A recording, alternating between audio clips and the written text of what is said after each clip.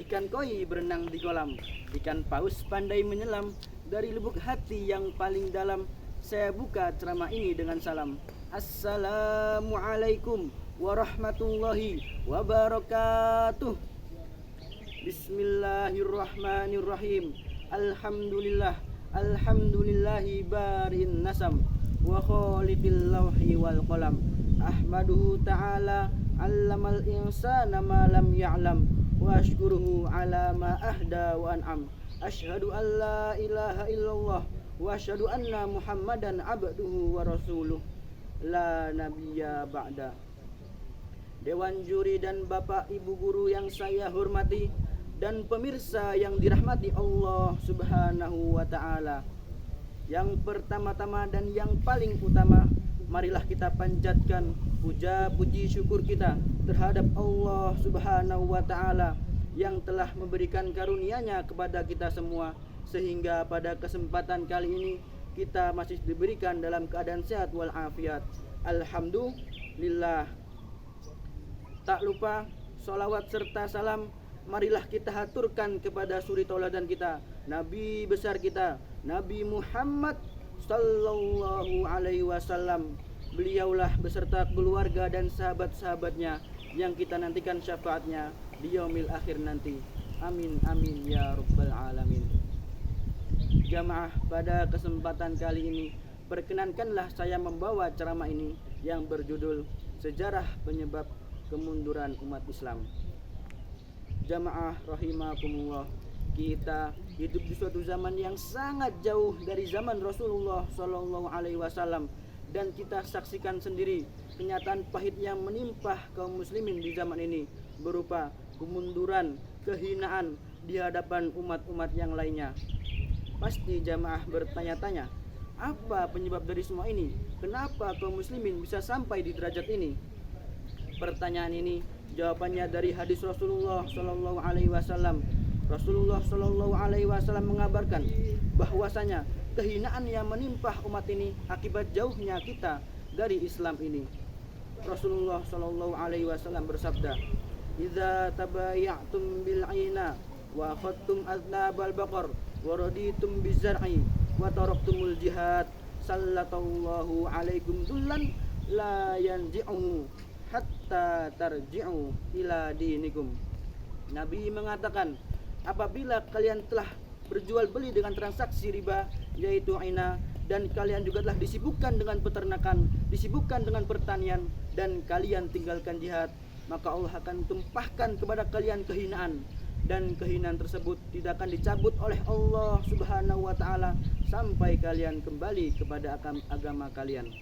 Hadis riwayat Abu Dawud.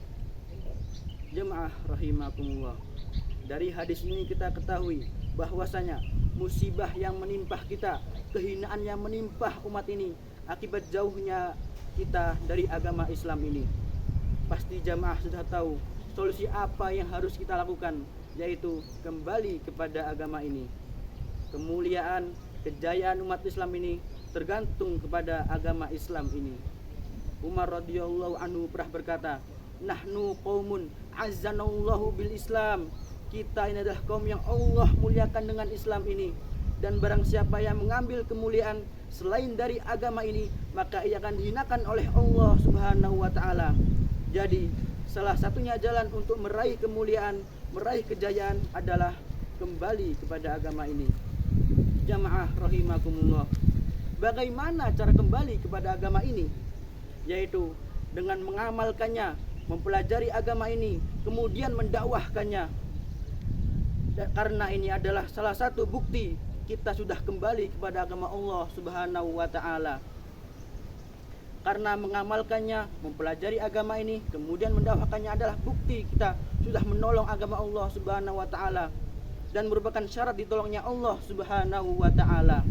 Allah subhanahu wa ta'ala berfirman, "Ya ayyuhalladzina amanu in tansurullaha yansurkum wa yusabbit aqdamakum."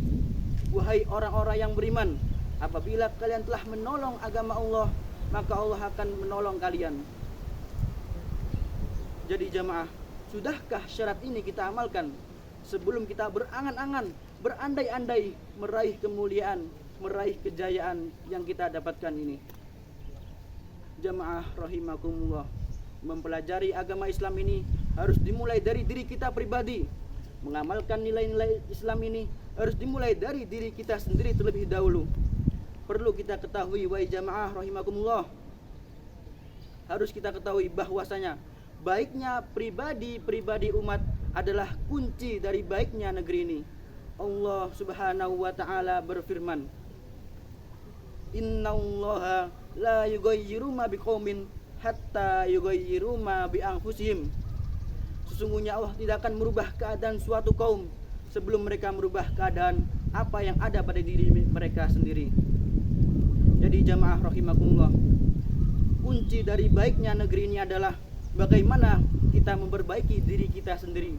Bukan sibuk melihat orang lain, mengoreksi para pemimpin, melihat ini, melihat itu. Bukan, tapi bagaimana cara kita memperbaiki diri sendiri. Mungkin ini saja yang bisa saya sampaikan. Semoga ceramah singkat ini bisa bermanfaat bagi kita semua. Amin amin ya rabbal alamin. Wabillahi taufik wal hidayah. Wassalamualaikum warahmatullahi wabarakatuh.